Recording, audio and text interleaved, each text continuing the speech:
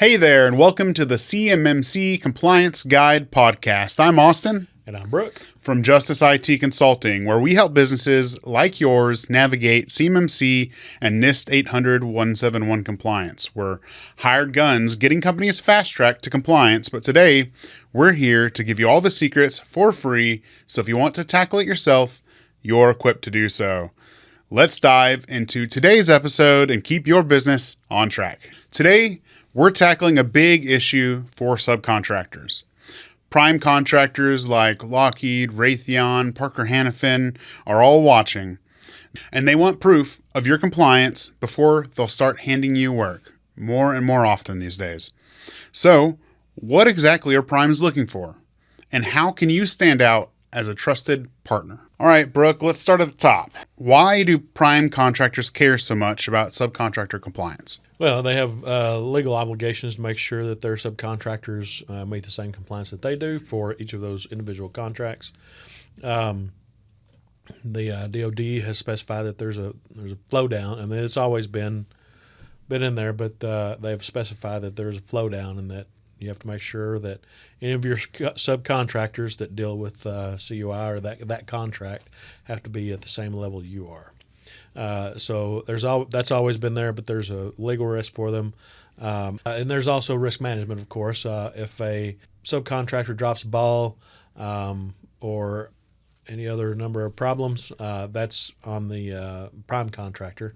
Affects the prime contractor as well, and they want to make sure that all of their contracts are well and secured and not in jeopardy. Now that we got that covered, what is it exactly that prime contractors are asking their subcontractors to show or prove? Sure. So what we hear from our clients, what we see and help them with, is the primes are asking for SPRS scores. What's your SPRS score? What was your latest one you updated? How long ago was it? All that kind of fun stuff. And then some will want to see your SSP.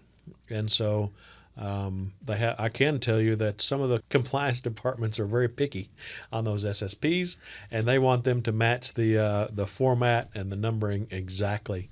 So, but if it doesn't match, then they're like, well, I don't understand. And you say, well, see, the numbers here match. If you look at it anyway, but point is there's a lot of things that aren't particularly required by CMMC, but nonetheless to play ball you have to do it a certain way. Without going into a specific example, I guess, but sometimes those compliance departments, they don't know the whole story. They don't necessarily understand the whole trajectory of CMMC or anything like that, and so they just know what's put in front of them, and they want to see your SSP, and they want to see that everything matches the numbers, everything else on the numbers as to the controls and everything else. So that's what they want to see a lot of times. They'll also ask if you have a POA&M. If your score is less than a certain amount, definitely less than 110, but some of them will set it at a different level. If you're less than that, they want to know that if you have a POA&M in place, plan of action and milestones. So it's a to-do list to get to 110. So they'll want to know if you have a POA&M in place, and when you plan on having it cleared up. So if they ask again in another year, and you say, yes, I do have a POA&M in place, and last year it said 10-1-25 on it, and now it says 10-1-26. I want to know why. It's out another year, and yet you have the same score. So they may want to know about those POA&Ms. To help prove your case. What are the common mistakes that you see our customers, subcontractors make when trying to prove compliance?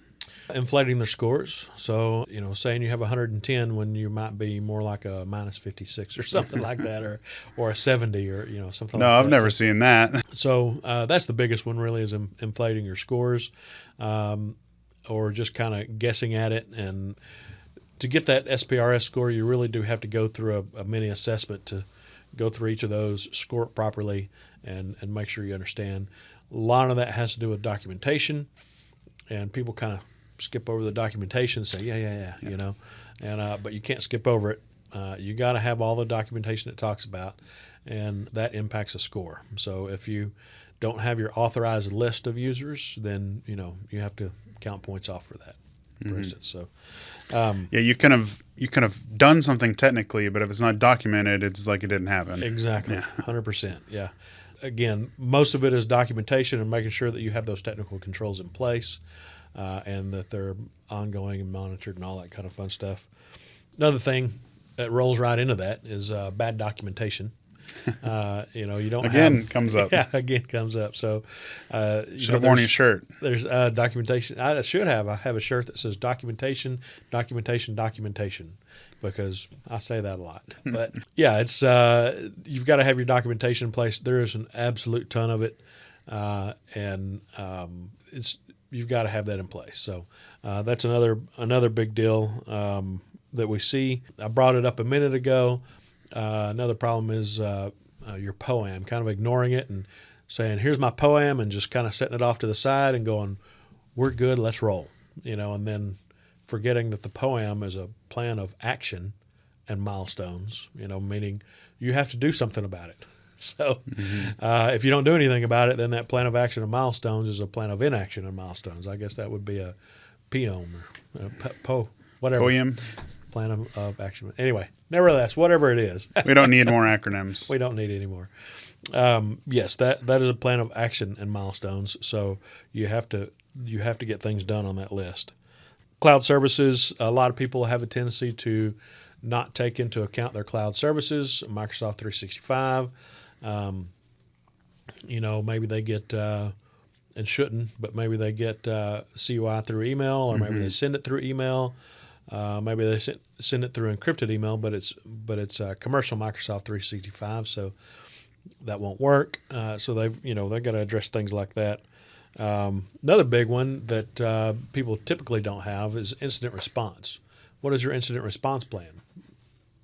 How detailed does it need to be? It needs to be detailed enough to cover your assets. So, yeah. But really. You need to have some sort of incident response policy and plan and procedure. And then you need to make sure you have all your bases covered. And one big one is having a medium assurance certificate installed on your computer so you can report incidents within 72 hours.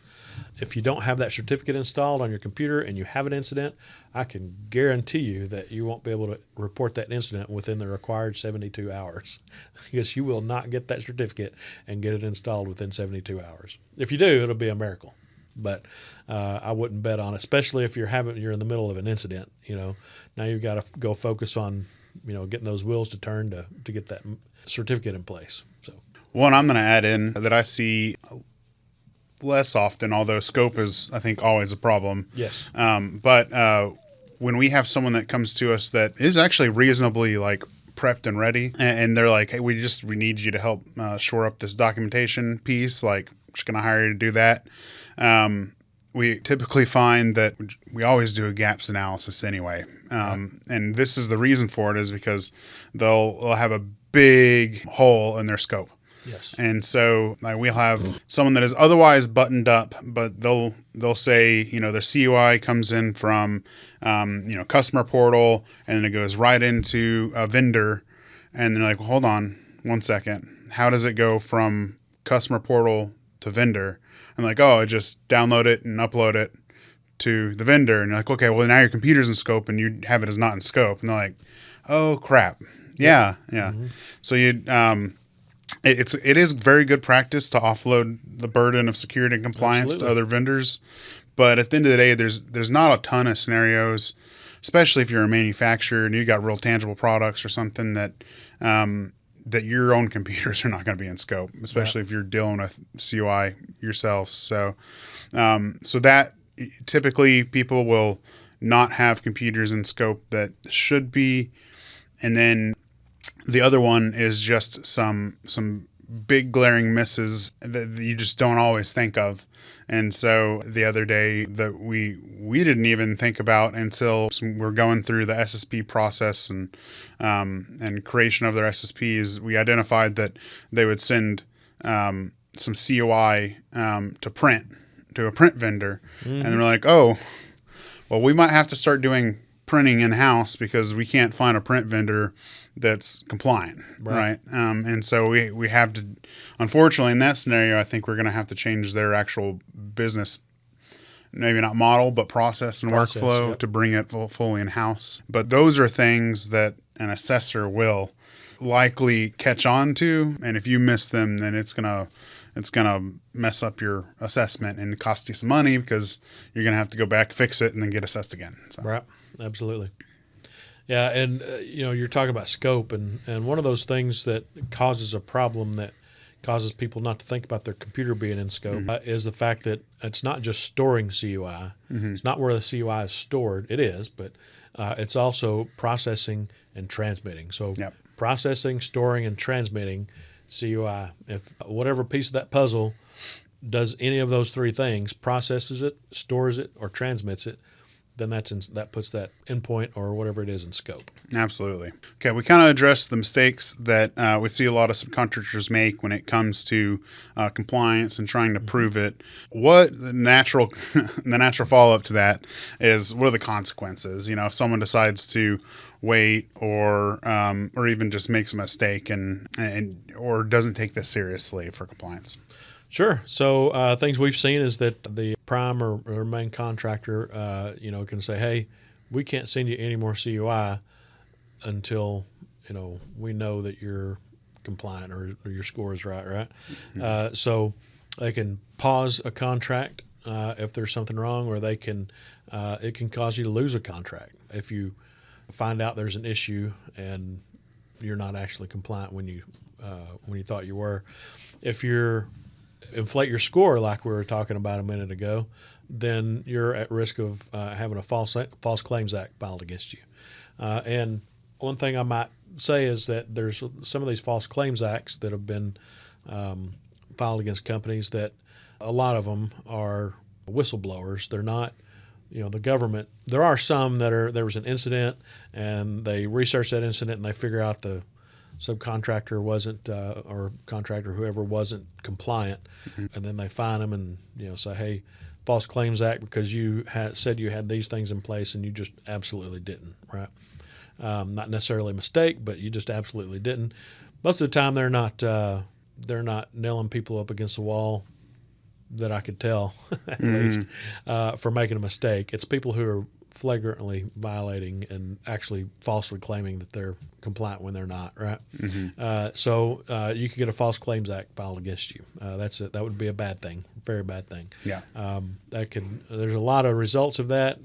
Most of them are going to be big fines, but could result in jail time too, depending on what happened. Not to mention, I don't know about everyone else out there, but I know how much our lawyer charges. So just to be, even before jail time and all the other, consequences, you're going to have some costs. Yes, absolutely. Just at the start of it. Even if everything turns out okay. Yeah. There'll be some cost there. So, but yeah, that's False Claims Act is a big deal. You could lose your contracts.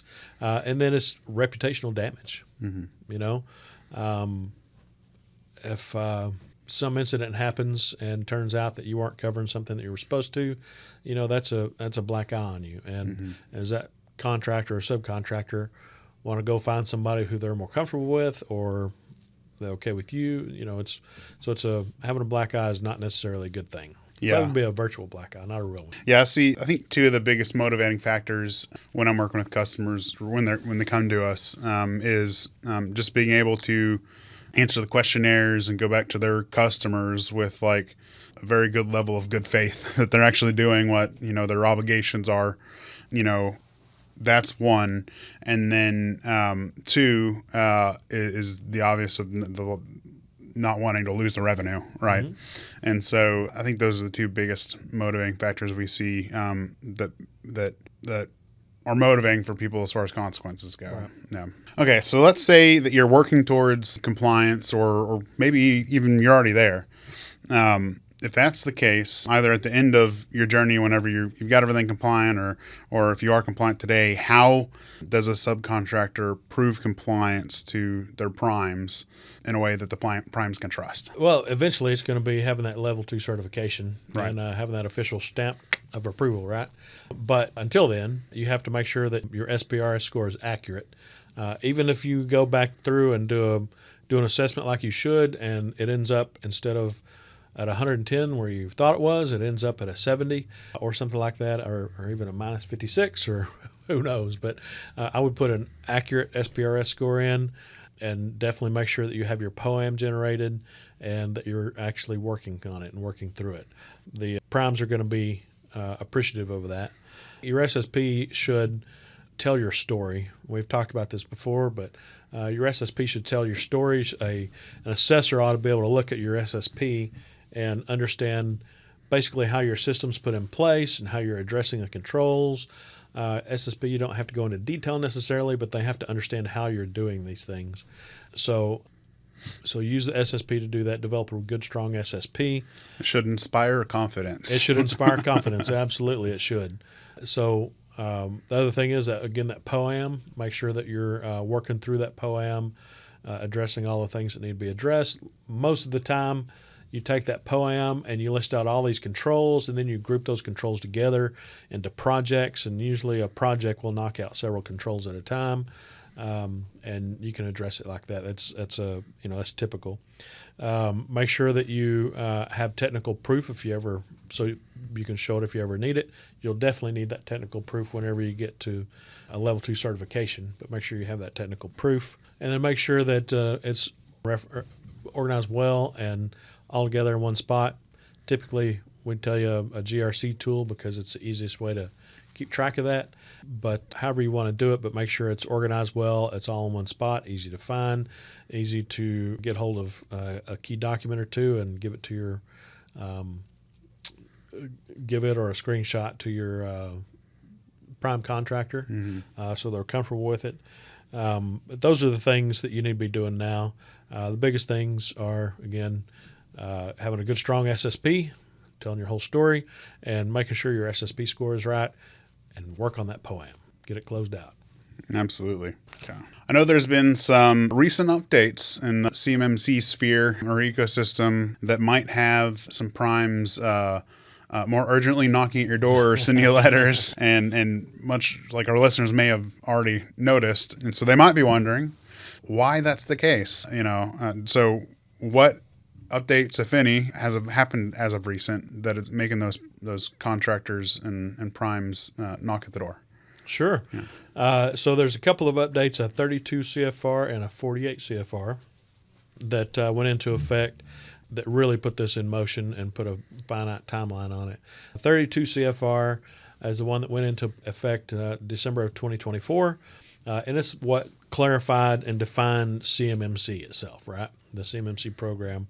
The 48 CFR just went into effect, just was published on September 10th of 2025, and it goes into effect November 10th of 2025.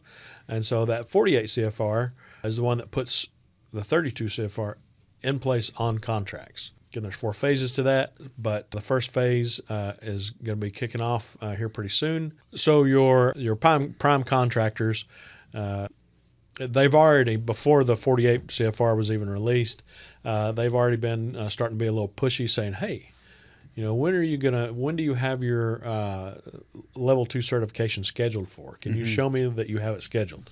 So they've been asking those questions, prompting, pushing, kindly, and all this kind of fun stuff. That's going to start being less kind and more pushy, I'm sure, along the way. But sooner November gets here, and then as time goes on after that, prime contractors are definitely going to want to see that you have a level 2 certification, or at least that you have one planning to take place. So they're going to want to know that, because they need to have their huge subcontractor base squared away and in good shape before they can move forward on some contracts. So they're a business just like everybody else. They just happen to be a lot bigger. And so they want to get those contracts, and they know that they have to be compliant, but they need their subs to be compliant as well. The appropriate subs, I should say, anyway, compliant as well. Yeah, I think it's a key piece of the strategy in terms of the enforcement to make sure people actually do all this stuff is, a lot of their defense spending is spent as put in the buckets of the primes, right? The larger primes, I should say. And so the flow down is a keystone piece of that enforcement mechanism to really push them to make everyone else. So they're kind of using the primes as a piece of kind of their enforcement wing. So yeah, right, yeah. Absolutely. The other thing you just said, enforcement. We are starting to see more enforcement in the way of false claims acts being filed against companies for saying they were compliant and not being compliant. If you say you're at 110, you better be at 110. So, but we see some of those ramping up. So let's say that you are in the majority out there where you're not a couple $1 billion prime, and you're one of the smaller shops out there that are serving the primes. What practical steps could those subcontractors that are listening take today to actually go get off YouTube or Spotify or Apple or where you're listening and go implement? What could they do? Sure. So, maybe in the first 30 days or so, you take a good hard look and first understand what kind of CUI you have. Is it controlled technical information? Is it something else? Are there any dissemination restrictions? So no foreign or is it ITAR data? Is there any dissemination restrictions? That's the hardest thing to do, is figure out what CUI you have, what kind of CUI, and the restrictions on it, because it's generally kind of nebulous, and contractors will say, yeah, sure, everything under this contract is CUI. So you need to ask and find that out and figure that out. Figure out why you know what kind of CUI you have, and if it's truth, if it's actually the truth or not, right? Is it just what I think I have to have or think I have? So figure out that CUI. Draw yourself a data flow diagram. Figure out where the CUI all the systems and all the places that CUI comes from, where it goes, where it's transmitted to, where it's stored, where it's processed. Figure out where it goes in all your different systems.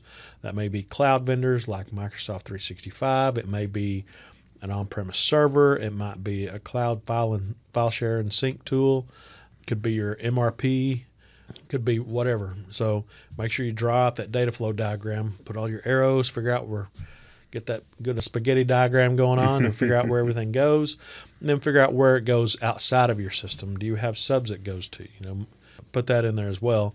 That gives you a good idea of what your scope should be, or gives you an idea of what your scope is. And then if you want to tighten your scope down, you can certainly look at that and go, oh, wow, that's a lot. Maybe we need to fix that. But that really helps get you on a good foot moving forward, making sure that you understand those data flows, make sure you understand what type of CUI you have. And then after you do that, do a full self-assessment. There is a NIST 800-171 Alpha, NIST 800-171A, that is the assessment guide. So go through that. Yes, it's long. It's a pain in the rear. But go through that, figure out where you're at on each of those controls, and then you can have yourself, you'll have your self-assessment. You'll have your gaps analysis basically from that. So that's a good place to start. In the next 30 days maybe, you could draft your SSP, which again tells your story, right? How you're protecting that CUI, how you're covering each one of those controls. So draft your SSP, get it written out, get it all figured out there, and then you can come up with your POA&M after that, control by control, and have your POA&M all spelled out, come up with some projects to do, and then in the next however long, maybe 9 months to a year or whatever, or maybe 2 months if you're really a go-getter. So go through that POA&M, implement everything you need to get implemented. Once you have everything implemented, then you can figure out if you want a mock assessment or some consulting, somebody to come in and say, looks good, or you need to do this stuff. And then after that, you can schedule your level 2 certification. So that's a good timeline. But the first things first is know what kind of CUI you have, why you know that, draw your data flow diagram, and that'll help you scope everything out properly. Even if you've already got everything scoped out, if you haven't done those first 2 things, it's a really good thing to do. Okay. And maybe if all that sounds a little bit overwhelming, or say you're, somewhere further down that path and you're just wanting a closer look, a second set of eyes to look at it, I'm wondering whether your SPRS score documentation or overall setup's good enough for a prime, then that's exactly why we offer our free SPRS Roadmap Session. Yeah, so just a reminder for everyone out there, we're still offering and doing that for people. Even if you've already done the heavy lifting, we can review your self-assessment, go through your policy list, look at your current setup, and help you validate where you're solid and where you might need some help. So again, just a good chance to get a second set of eyes on things. It's totally free. This isn't a sales pitch, and you'll walk away with a clear plan on how to hit 110, your SPRS score, and hopefully stay there. So Right. Anyway, we've got that link in the description below. Welcome to take advantage of it, or if you're good, no worries at all. So, all right, well, I think that's it for today, guys. Really appreciate it. If you have any questions about what we covered, please reach out to us. We're here to help fast track your compliance journey. Text, email, or call in your questions, and we'll answer them for free here on the podcast.